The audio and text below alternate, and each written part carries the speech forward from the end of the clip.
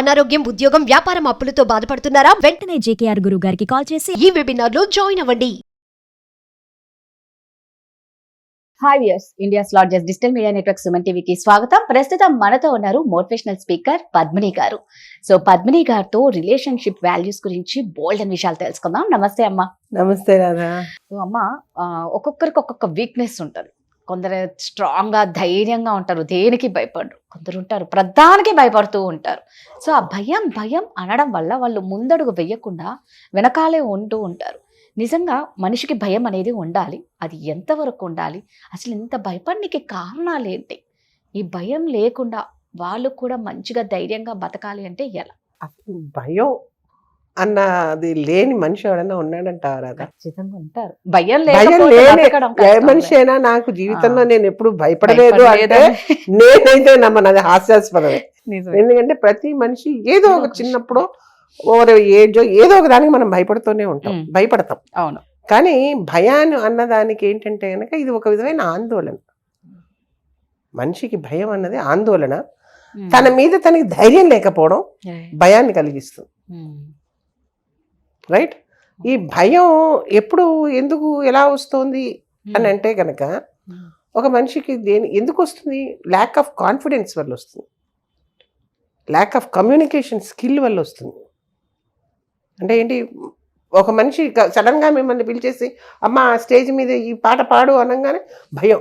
ఆ పాట నేను పాడగలనా లేదా? స్టేజ్ అంటే భయం, స్టేజ్ ఫియర్, లేదా మనుషుల్ని చూస్తే భయం.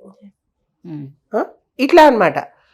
ల్యాక్ ఆఫ్ కాన్ఫిడెన్స్ వల్ల అన్నమాట. అంటే వాళ్ళ మీద వాళ్ళకి ధైర్యం లేదు, అవగాహన లేకపోవడం వల్ల కూడా భయం వస్తుంది.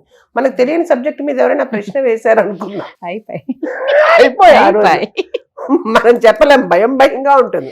బాస్ దగ్గరికి మనం పని చేయనప్పుడు బాస్ దగ్గరికి వెళ్ళి బాస్ ఏమడుగుతాడో అన్నది కూడా భయం ఉంటుంది మనిషికి. కొన్నిసార్లు ఆన్సర్లు తెలిసినా చెప్పేది ధైర్యం లేక భయంతో మర్చిపోతూ ఉంటాం. రైట్? ఇవన్నీ, ఈ భయాలన్నీ సామాన్యంగా భయం ఉండడం అన్నది మామూలు అయినప్పటికీ అసహజమైన భయాలు కొన్ని ఉంటాయి. వాటిని ఫోబియాలు అంటారు. ఈ ఫోబియాలు అంటే ఏంటంటేను, సామాన్యంగా మనిషి దేనికైతే భయపడ్డావు వాటికి భయపడేవాళ్ళు. ఫర్ ఎగ్జాంపుల్ ఓ బొద్దింక ఉంది, బొద్దింకని చూస్తే సామాన్యంగా ఎవరం భయపడరు. అది చాలా చిన్న జంతువు, దాన్ని చూసి భయపడే వాళ్ళు చాలా తక్కువ మంది ఉంటారు. దానికి భయపడతారు. చిన్న శబ్దం వచ్చింది భయపడిపోతారు, క్లస్ట్రోఫోబియా అంటారు దాన్ని. అలాగే కొంతమందికి వాటర్ చూస్తే భయం, శబ్దం వినలేరు వాళ్ళు. ఇప్పుడు శబ్దం వినలేని క్లస్ట్రోఫోబియా ఒక గదిలో పెట్టేసాం అనుకోండి, వాడికి భయం వేసేస్తుంది. వాడు లిఫ్ట్ లో వెళ్ళమన్నాం అనుకోండి, వాడు వెళ్ళాడు. ఎందుకంటే గది తలుపులు మూసుంటాయని వాడి భయం. వాడు కావాలంటే 20 స్టేజ్ అంతస్తులైనా నడిచి వెళ్ళిపోతాడు, కానీ వాడు లిఫ్ట్ లో మట్టుకు ఎక్కడ. కొంతమంది ఎస్కలేటర్ ఎక్కాలన్నా భయం, దిగాలన్నా భయం. హెల్త్ ప్రాబ్లమ్స్ వల్ల కూడా కొన్ని భయాలు రావచ్చు. అంటే బాడీలోనూ సమతుల్యత ఉండదు, కెమికల్ అసమానత ఉంటుంది వాళ్ళకి. అలాంటప్పుడు కూడా ఈ ఫోబియాలు ఇలాంటివన్నీ వచ్చే అవకాశాలు ఉంటాయి. అలాంటప్పుడు మనం డెఫినెట్గా వాళ్ళని ఒక డాక్టర్ పర్యవేక్షణలోకి తీసుకెళ్ళి కొన్ని మందులు ఇవ్వడం ద్వారా వాళ్ళని మనం బాగు చేసుకోగలుగుతాం. అంటే అసమంజసమైనటువంటి ఫోబియాలకు మటుకు మనం కొంత ట్రీట్మెంట్ ఇవ్వాల్సే వస్తుంది. అంతేకాదు, ఈ భయం చిన్నప్పుడు చూడండి, మనం నిప్పు ముట్టుకోద్దురా లేదా అది నీళ్లురా దూకద్దురా అని చెప్తూ ఉంటాం. కానీ కొంచెం పెద్ద అవుతున్న కొద్దీ ఆ నీళ్ళని మనం ఇంట్రడ్యూస్ చేస్తూ పోతాం పిల్లలకి. సో వాళ్ళకి ఆ విధంగా కూడా భయం అనేది పోతూ ఉంటుంది. నీడు భయం ఉన్న వాడికి నీటికి దగ్గరగా తీసుకెళ్ళడం వల్ల కూడా ఒక్కోసారి మనం భయాన్ని దూరం చేస్తాం కదా. అంతేకాదు, చిన్నప్పుడు ఏదో ముద్ర పడిపోతుంది మన మనసులో. ఆ ముద్ర పడడం వల్ల కూడా మనకి భయం అన్నది కలుగుతుంది. కానీ భయం ఉండాలా వద్దా అంటే ప్రతి మనిషికి భయం ఉండాలని చెప్తాను నేను. భయం ఉన్న మనిషి పరిమితుల్లో ఉంటాడు. ఎగ్జాక్ట్లీ అమ్మ, హద్దుల్లో బతుకుతాం. అందుకే కదా భయం లేకుండా విచ్చలవిడిగా అనే వర్డ్ వస్తుంది. ఎప్పుడైతే భయం లేని మనిషి విచ్చలవిడితనం ఎక్కువ. కాకపోతే అతిగా భయపడితే కష్టమేమో. అతి భయం అతి పనికిరాదు, ఎప్పటికీ పనికిరాదు, అతి పనికిరాదు. కానీ భయం మటుకు మనిషికి ఉండాలి. భయం నీ పని చేసే పనిలో ఉండాలి. ఆ భయం ఉన్నప్పుడే మనం డెడికేషన్ బాగా చేయగలుగుతాం.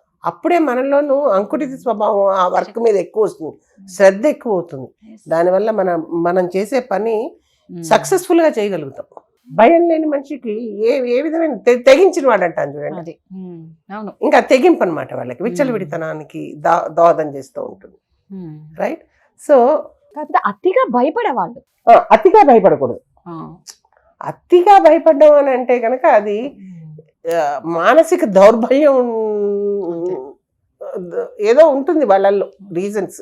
అతిగా ఏదైనా విషయానికి మీరు భయపడ అన్నట్టు ఏంటంటే మెయిన్ గా అండి ఇదన్నిటికీ కారణం తన మీద తనకి ఆత్మస్థైర్యం ఆత్మవిశ్వాసం లేకపోవడం. నువ్వు దాన్ని పెంచుకోవాలి అని అంటే కనుక జ్ఞాన సముపార్జన చేయాల్సిందే. ఎవరైనా చదివి జ్ఞానం సంపాదించడానికి నువ్వు బుక్స్ చదవంగానే సరిపోదు, చదివిన దాన్ని ఆచరణలో పెట్టుకో. ఇది చెయ్యకుండా ఇదంటే భయం నాకు అదంటే భయం అని అంటే కనుక ప్రతి ఏది పుట్టంగానే నేర్చుకోలేదు కదా రాదా. అవును, అవును. పుట్టుకతో ఏది నువ్వు మనం నేర్చుకోలేదు కదా.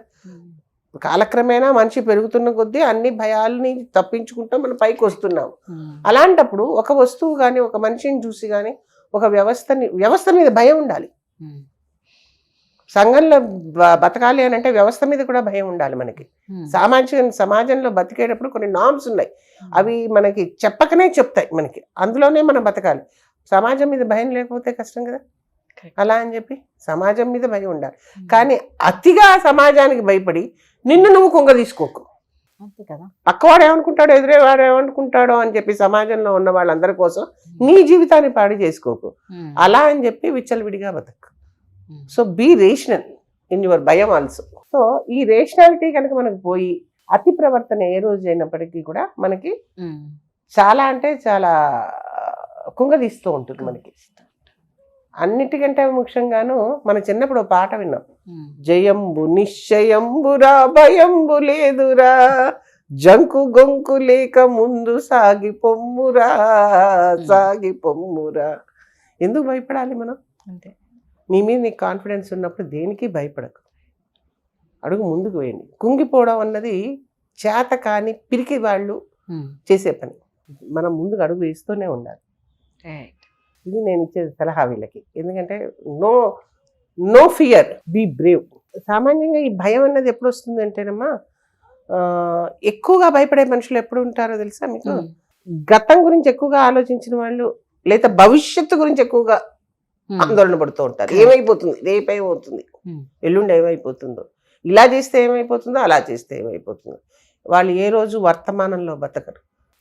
వాళ్ళు గతంలో అయినా బతుకుతూ ఉంటారు, భవిష్యత్తులో అయినా బతుకుతూ ఉంటారు. ఇది ఆలోచిస్తూ అసలు స్టెప్పే వేయరు వాళ్ళు. ఇప్పుడున్న వర్తమానంలో అయితే ఇంకా అడుగు వాళ్ళు వర్తమానంలో ఉండరు. సో నిన్నటిని వదిలే రేపటిని రేపు వచ్చే దాని గురించి ఆలోచించరు. ఈ రోజు నీ జీవనం సాగించడానికి ప్రయత్నం చేసినప్పుడు మనలో భయం అన్నది ఉండదు. ఇది చాలా ముఖ్యమైన అంశం మనకి. ఏమైపోతుందో అన్న ఊహల్లో భయం చాలా మటుకు ఊహాజనితం. అది చాలా ఊహతోనే మనకి భయం వస్తూ ఉంటుంది. ఓకే. ఊహాజనితమైన భయానికి నాందే ఊహ. అంతే కదా. ఏదేదో ఊహించుకునే భయపడుతూ ఉంటాం. సహేతుకంగా ఉన్న భయం. ఇప్పుడు పాము అంటే భయం, అందరికీ భయమే. దానికి హేతుకత ఉంది. నీకు ఊహించేసి రేపొద్దున నా ఇంటికి కొండ చిలువ వస్తుందేమో అని చెప్పి నువ్వు ఊహించుకుని నువ్వు భయపడతానంటే ఏం చేస్తావు? ఈ ఊహని ఎవడం ఆపలేము, అది వాళ్ళ చేతుల్లోనే ఉంటది. సహేతుకంగా లేకుండాను భయపడేదాన్ని వాళ్ళనే అతిగా భయపడే వాళ్ళు అని అంటాం అనమాట.